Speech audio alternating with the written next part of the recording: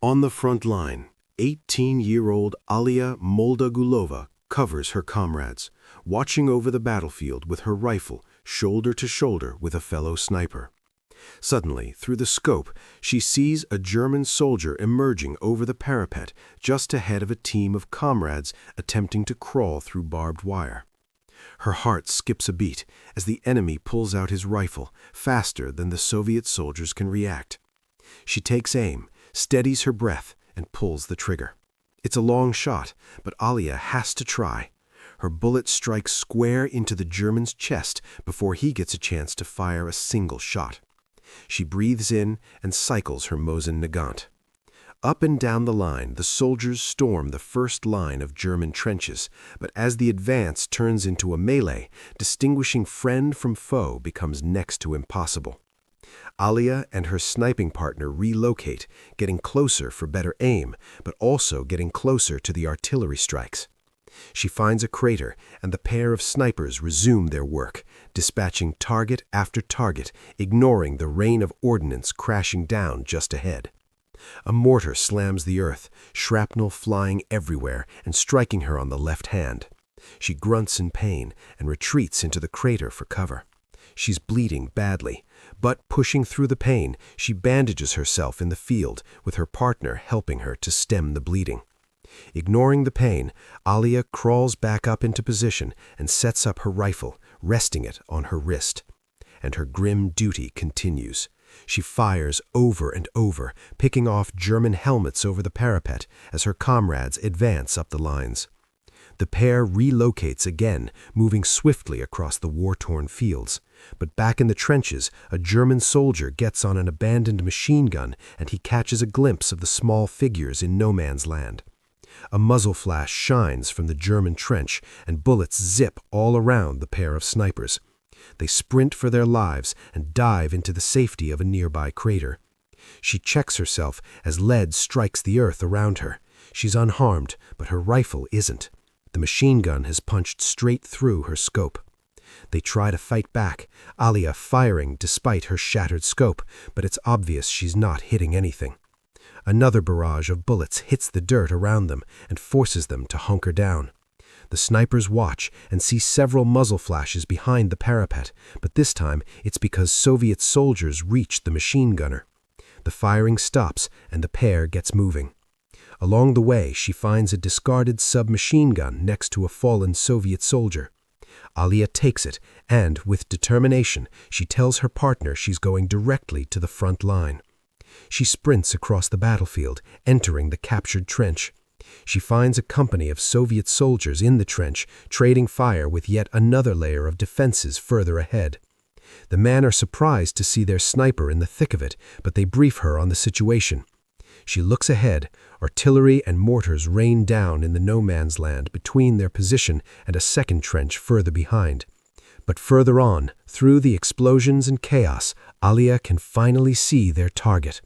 It's the Nazva railway station, located right over one of the most important logistical arteries of the region.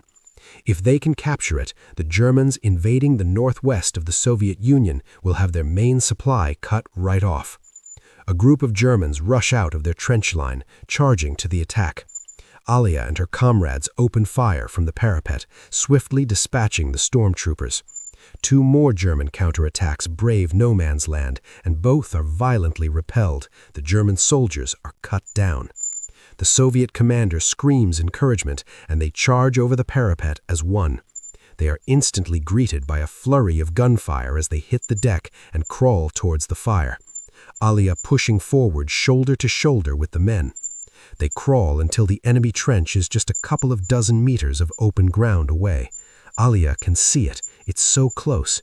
But suddenly, a machine gun barrage tears through the gathered soldiers. They rush for cover, squeezing in the craters as dirt and bullets slam into the earth. Last month, only 1 in 4 people who watched our channel was a subscriber. If we could make that 1 in 3, we'd be well over 1 million subscribers. If you enjoy this video, we'd really be very grateful for your subscription. Thank you. Aliya springs into action completely from her own volition, crawling for the machine gun nest. Her small frame serves her well as she inches closer, right under his barrage, unnoticed. Many young Soviet women carried one grenade with them. Better to go out in a blaze of glory than be captured by the invaders.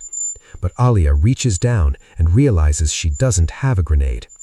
Looking back at her comrade in the crater, she signals. He throws a grenade towards her. She grabs it, gets as close as she dares, and pulls the pin and lobs it towards the enemy soldier. The explosion silences him. Aliya looks back at her platoon and sees carnage. Many lay dead, among them the company commander. The men of the platoon seem lost, looking at each other with worried eyes, the fall of their leader leaving them paralyzed with indecision. Seeing the battle could turn, she desperately implored to the men in their native Kazakh, "Soldiers, brothers, let's do this." It works, and up and down the line, the men lurch into the attack, inspired by the 18-year-old pushing them to move on. Galvanized, they brave the hailstorm of bullets for a shot at victory. They flood into the trench, and the two sides clash in brutal hand-to-hand combat. Aliya fires at whichever German she can as she pushes through the enemy defenses. The men follow her, Aliya leading the attack from the front as they brave the unknown. And then a German officer rounds the corner, gun in hand. Aliya tries to fire, but she's too slow with one hand. The enemy shoots her, but running on pure adrenaline, she guns him down with her submachine gun. But that energy is long-lived, her mind quickly noticing she's been hit. She's forced to sit down, abandoning the push as the soldiers she rallied earlier carry on without her. As the battle fades, some of the men stop and start rendering emergency aid, dragging her from the battlefield. We can't say for sure whether Aliya's life passed before her eyes, but if it did, it would have brought back hard memories. Abandoned by her father, her mother was shot while collecting leftover potatoes from a farmer's field during the Great Famine in the 1930s. Aliya was just 8 years old when her mother died. The rest of her family were either dead or absent, and Aliya was forced to wander the village and to sleep and eat wherever she could until her uncle took her in a year later. He would raise her as his own and tried to protect her, even trying to get her to leave the front line. But she never would. Her actions that day saved untold lives. The Soviets would successfully repel the Germans from the rail station just a few days later. She would be evacuated to the care station where she would be stabilized and begin recovery. But tragically, it wasn't to be. A German artillery barrage would strike the station, claiming her life. She was credited with 37 kills as a sniper on sniper duty, but her total tally was at least 78, including over 20 enemies from her final fight, with some sources stating that it was more like 90. Aliya Moldagulova would be posthumously awarded the title of the Hero of the Soviet Union for her incredible skill as a sniper and courage in the heat of battle. Today, statues in her honor stand across the former Soviet Union and her home nation of Kazakhstan.